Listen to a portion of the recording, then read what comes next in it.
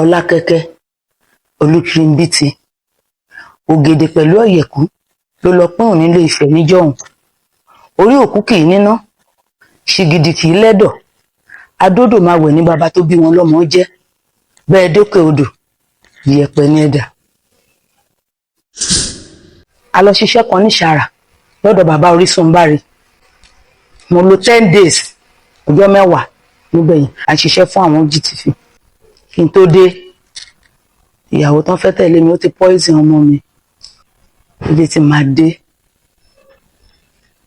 ọmọ yẹn jọ lọ́run pé ó dàbí kò sí nǹkan kan mọ́ láyé.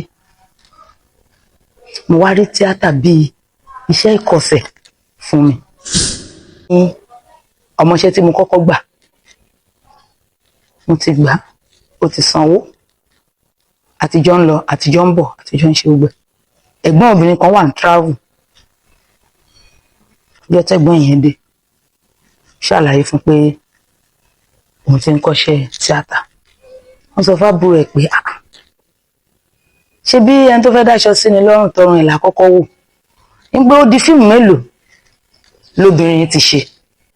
Ìyá wọn gan wá ní pé kí n rìfọ́ǹdì owó yẹn, kí n dá owó padà. Ṣọlá, ṣé nǹkan tí mo ní kó gbé wá lọ gbé yẹn? Padà jọ kó lọ gbé mi wá fún mi. Àló wà níbi ẹgbẹ́ chair tó wà ń pálọ̀. Mi tètè rí ni, ẹ má bínú mà. Òun lélẹ̀. Ṣé kí n gbé sílẹ̀ ni? Má gbé sílẹ̀. Torí mi ni kò gbélé. Ẹ má bínú mà. Ẹ má bínú mọ́ mi, ẹ ti ń bínú nìyẹn. Ẹ má bínú. Mi ìbínú ló fẹ́ fà bínú.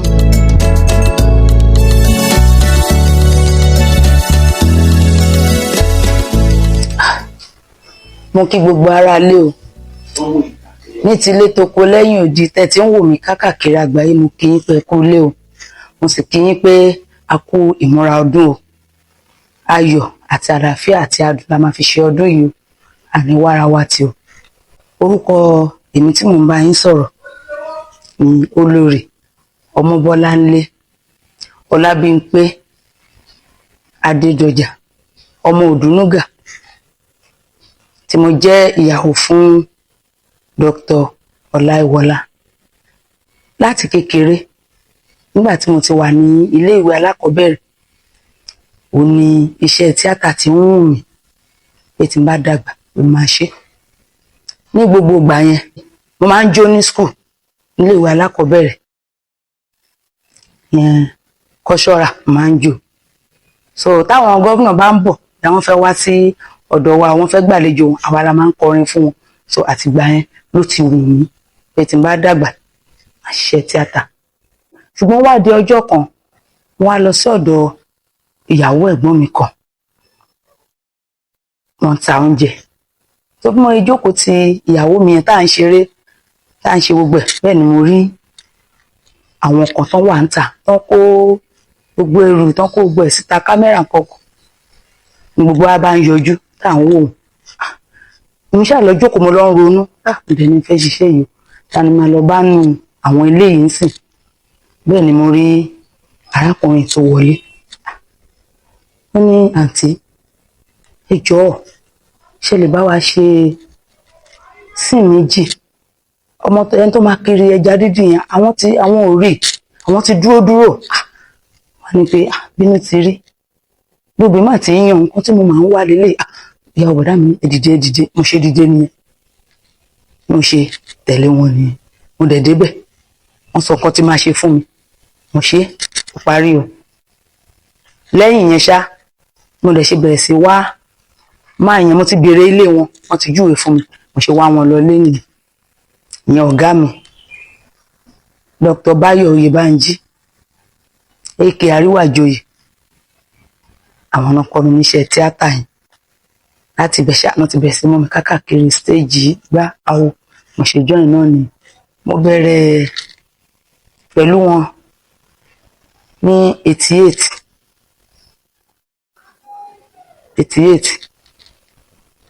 Mo lò tó 13 years lọ́dọ̀ wọn. Torí iṣẹ́ náà sọ pé kí ṣáà ní sùúrù kí máa tí mò ń tẹ̀lé wọn. Bọ̀ tí mo dẹ̀ ti kúrò lọ́dọ̀ wọn sìn, ó dẹ̀ ti pẹ́. ti pẹ́ díẹ̀. téèyàn bá tóbi tó bá fún ara ẹ̀ tóbi a jẹ́ pé kò mọ ohun tó ń ṣe. Sinimá ẹyọ kan ṣoṣo ni mo ṣiṣẹ́. Ọlá Òjọ́, àwọn èèyàn kan ló fi Olódì ti tèmi ṣe oògùn owó. Sinimá ìgbà yẹn àti tìsín ó yàtọ̀ gédéǹgbé. Nígbà táwa bẹ̀rẹ̀ stage làwa fi bẹ̀rẹ̀, tá a máa gbére káàkiri ṣe gbogbo ẹ̀. Wọ́n dẹ̀ kọ́ wa. Nígbà yẹn ojú rí tó wọ́n nà wá dáadáa. Wọ́n nà wá ju tíṣà skúlù pápá lọ. Wọ́n á nà wá, ó ṣe báyìí, ó kọ 360, ó kọ kinní kan, ó dúró déédéé, ó báàkì kámẹ́rà, ó báàkì stéèjì, ó báàkì, ìyẹn làwa fi kọ́ṣẹ́. Ṣùgbọ́n nísìn eré àtayọ̀ ló kù. Àwọn ọmọ wa yìí ń sìn fèsì kámẹ́rà nìkan làwọn dẹ̀ ń ṣe. Ó tiẹ̀ wá di pé ọ̀gá àtọmọṣẹ́ gan kò wá dàbí ìgbà títí wa yẹn. Ṣe lọ̀gá àtọmọṣẹ́ dẹ̀ ń ṣe bí ẹni pé bóyá ọ̀rẹ́ àtọ̀rẹ́, ẹ̀gbọ́n àtàbúrò kinní kan. In fact tíátà ìsìn ayọ̀ ló bá dé. Kò dẹ̀ sí wàhálà nínú ìyẹn mọ́. Kò ní wàhálà, kò ní ẹjọ́ nú. Ká lọ sí lókè ní ọjọ́ kan ní ìgbà kan, àbúrò mi kan fẹ́ ṣiṣẹ́. Ó wá sọ fún mi pé kí n fún òun ní story. Èmi mo mú story yẹn lẹ̀, tàjọ kọ́, tàjọ ṣe gbogbo ẹ̀. Bàtà dẹ̀ máa kọ story yẹn, orí mi náà kọ́lé. Nígbà yẹn lọ́hùn, atúnraṣe ṣì ń jẹ́ atúnraṣe hòtẹ́ẹ̀lì, ibẹ̀ la lọ lò. Mo ti di báàgì bíi 3, mo ti di aṣọ gbogbo ẹ̀. Àdé location, àdé atúnraṣe. Nígbà tó di ká bẹ̀rẹ̀ iṣẹ́, ẹnìkan wà tó ti ń bá mi sọ̀rọ̀ tipẹ́tipẹ́ tí mo dá lóhùn torí kò ń ṣe nǹkan tó mo lọ ṣe ń bẹ̀ ń gbà. Gbogbo alámọ̀ wípé ní ayé tó ti pẹ́ yẹn, àwọn obìnrin wọn ń sáré ṣe bí àwọn ọmọbìnrin òde ìsìn. Mo láti pàdé ẹni yẹn lọ́hùn. Mi tiẹ̀ wá mọ̀ pé òun gangan ni ó máa ya iṣẹ́ yẹn fún wa. Ǹjẹ́ ká dẹ̀ bẹ̀rẹ̀ iṣẹ́ ṣá, wọ́n ṣe pè mí nìyẹn. Wọ́n pè mí wọnú ilé yẹn lọ. Torí náà kọ́ lóòótọ́ àmọ́ pé wọ́n ni wọ́n kọṣẹ́ ilé lórí o. Àyàfi tó bá máa kọ́ńtẹ́nì tí ń bá ẹ sọ láti yọ ọdún yìí, àfi tó bá máa gbà fún wọn. Wọ́n ní ó tì o, èmi ò lè ṣe o. Wọ́n sọ títí mo ló tì ní kúkúrú ṣá. Wọ́n wá sọ pé tí mi bá ti gbà pé nìkan ni máa ṣe iṣẹ́ yẹn. Ó dẹ̀ díjọ́ kejì wọ́n tójú mi gbé iṣẹ́ yẹn fẹ́ lò mí. Mo dẹ̀ sun 7 days ní àtúnraṣe láì ṣe ẹyọ kan ṣo ní iṣẹ́ yẹn. Ó jẹ́ ohun ìrírí tó dùn mí jù nídìí iṣẹ́ tíátà. Ètò dẹ̀ tó wá ṣe ìkejì bí irú ẹ̀. Olóòtú, ajẹ́njẹ́ tán nìyẹn o. Mi ò lè jẹ yẹn tán títí tí máa fi wọlé Ọlọ́run. Ìyẹn gangan ló jẹ́ kí ẹ ní àǹfààní àti lè bá mi sọ̀rọ̀ tíátà lẹ́nu. Bí bẹ́ẹ̀ kọ́, màá ti kúrò nílànà yẹn tipẹ́. A lọ ṣiṣẹ́ kan ní Ṣàrà lọ́dọ̀ bàbá Orísun Báre. Mo lò 10 days, ọjọ́ 10 níbẹ̀ yẹn. À ń ṣe OGTV, à ń ṣiṣẹ́ fún àwọn OGTV. Kí n tó dé, ìyàwó tán fẹ́ tẹ̀lé mi ó ti poison ọmọ mi. Ó ti poison. Ó jẹ́ tí máa dé, ọmọ yẹn jọ́ lọ́run pé gbàtọ́ ọmọ yẹn kú. Ó dàbí ilé ayé ti dàrú lójú mi. Ó dàbí kò sí nǹkan kan mọ́ láyé. Mo wá rí tíátà bíi iṣẹ́ ìkọ̀sẹ̀ fún mi. Àwọn fámìlì bàbá ọmọ yẹn wọ́n pa ọ́ pọ̀. Wọ́n láwọn gbà kí n ṣe tíátà mọ́. Nítorí tí bá wà ní ó ṣeé ṣe kí nǹkan bẹ́ẹ̀ má ṣẹlẹ̀. Mo gbà sí wọn lọ́wọ́. But after bí mo ṣe wà nílé yẹn tí mi ò lọ bí tíátà yẹn, owó ìjókòó mi ò dín nínú ẹgbẹ́. Gbogbo nǹkan tí ẹgbẹ́ ń ṣe, gbogbo ẹ̀ ni mò ń ṣe, mi ò kẹ̀ débẹ̀. ṣùgbọ́n ọlá ta ni mo fi ń ṣe? Ọlá ọ̀gá mi kan nígbà yẹn, Bàṣírù ọmọ Sanni. Gbogbo ìgbà tí mítìn bá ti wà àti wá owó ẹgbẹ́ àti san, wọ́n fẹ́ ṣe nǹkan báyìí máa ṣe. Nígbà tí wọ́n dẹ̀ máa padà da ọ̀rọ̀ mi yẹn rò pé kí n padà lọ máa ṣiṣẹ́ yẹn, ìyẹn wá jẹ́ kí n má jẹ́ àjèjì ńbẹ̀, torí 7 years ni mo fi dúró ní ìkẹjẹ owó. So ìrírí yẹn ni ò wá jẹ́ kí n fi ṣe tíátà lẹ̀. Ipe bó ti lè wù kó rí, mo sì ní hope lórí ẹ̀ nítorí ọlá ọmọ yẹn. Torí tí n bá tẹ̀ sọ pé mo fẹ́ jáwọ́, mo máa rí ọmọ yẹn ni tó máa sọ fún mi pé mi gbọ́dọ̀ dúró. Àwọn òṣèré ńláńlá tí mo fẹ́ràn lóbìnrin, mo fẹ́ràn Àbẹ̀ní Àgbọn, nítorí pé èmi náà máa ń pọ̀fọ̀ bíi titi ẹ̀. Ọlákẹ́kẹ́, Olúkirimbítì, Ògèdè pẹ̀lú Ọ̀yẹ̀kú ló lọ pín òní Ilé Ifẹ̀ níjọ́hun. Orí òkú kì í níná, ṣìgìdì kì í lẹ́dọ̀, adódò máa wẹ̀ ní baba tó bí wọn lọ́mọ jẹ́, bẹ́ẹ̀ dókè odò ìyẹ̀pẹ̀ ní ẹ̀dà. Mo máa ń ṣe dáadáa. Àwọn ìyá mi tí ì play olè, mo lè gbé wọn bẹ́ẹ̀, mo ti gbé wọn dáadáa nù.